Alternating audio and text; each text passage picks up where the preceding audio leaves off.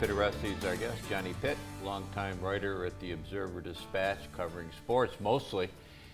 I was trying to think during the break, Johnny, the timing of this, who would have been the person that hired you at the OD, or who was your first boss? Would it have been Billhigdon? Yes, it was. Yeah. Yes, it was. Billhigdon was the sports editor of the Observer-Dispatch, was the afternoon paper at the time. Most people, older people, remember we had two papers until 1987, the Daily Press and the OD, and he was looking for a clerk.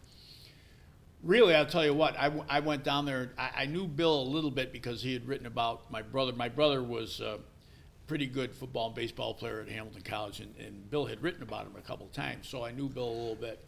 And I went down, I needed a job, and I asked him for one, so he said he had this clerk job, and I applied for it, and I got it. There was one other guy who was in for the job, and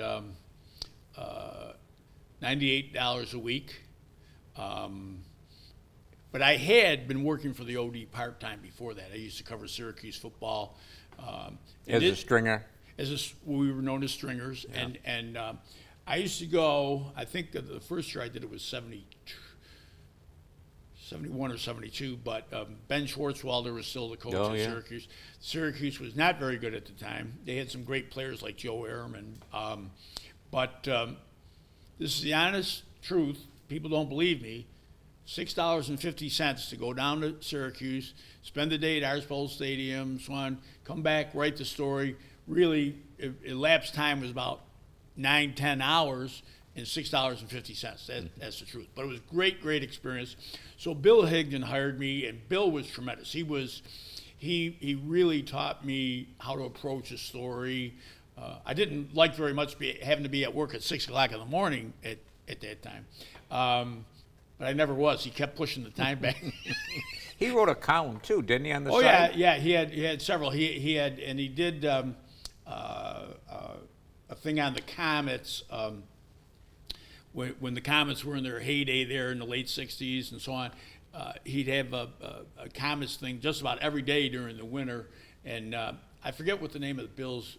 Bill had come from the Baltimore Sun. He really knew his business and how to approach stories, and he taught me how to write interesting leads. He was great. He was, and then I went after a year. I went to the Daily Press, the morning paper, and worked for Phil Spartano. Phil was great in a different way. He was a great boss, and the afternoon paper was just Bill and myself. On the morning paper was Phil, Les Evans, Steve Semino, Bob Wilbur, and myself. And of course, I was the youngest guy and the newbie, greenhorn.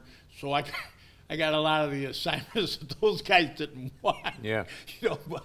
But I'll tell you what, it was trying.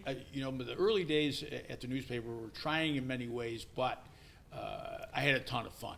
You've been, in addition to being a writer all these years, you've also been involved with the union, right. President of the Guild. What do you see as the future of newspapers, John? I don't see anything good. Yeah. I don't see anything good. Print. I'm not going to say. Well, I think print journalism is going to be dead in a lot of communities. I think they'll all go online. I think in the bigger cities, you always have a New York Times, the Wall Street Journal, the Washington Post. But look, there's a lot of big cities that their print. Cleveland Plain Dealer, I believe, is just dead. It's all online, I believe, So I think it's, the media faces a very difficult future. And what I don't like is there are many outlets now. But it seems to me that most of them there's too much opinion. There's too much opinion, not enough.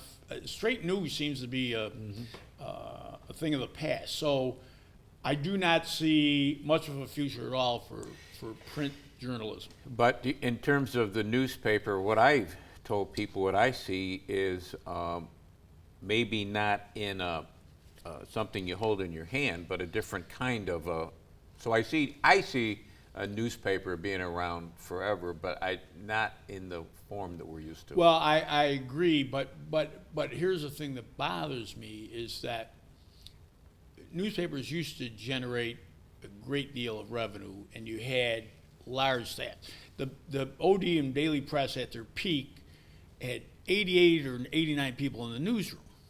Combined? Yes. Now you have 12. So what can you cover, right? Can you have somebody at City Hall every day? Can you have somebody at the police station every day? Can you have somebody at the county building every day? Can you cover the Utica Comets every day? Which is what I did. I covered them the first couple of years they were here. I was there or on the phone with them every day. Now, if you have a sports staff of 3 people or a news desk with like 3 reporters, how are you going to spread them out? How are you going to do it? I think that's the big thing. Whether there's always going to be, you have to produce the news, people want the news, so on. But what are your resources to do it? Yeah. And another thing is this: if I want to read about the Buffalo Bills, now I have subscribed to the Buffalo Evening News. Okay, that's like $100 a year. Then if I want to read about Syracuse, that's another $100 a year for the Post Standard, whatever. Which, by the way, is mostly online now. So there's going to be stuff online, but I think it's going to be segmented. It's going to be departmentalized, and I think it's going to be tougher for consumers to get the things they need. It's look, people always adapt. Things work out.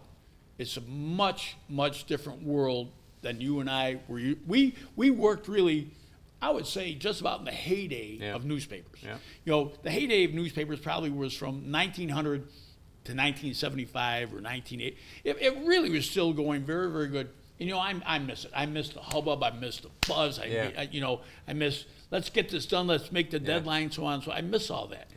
It's never going to be like that again. Thanks for coming in. It's always good to see you. You bet. Thank you. That's going to do it for us this week, but we'll be back next week. We'll do it all again. Don't forget cnyhomepage.com. Lots of good stuff there.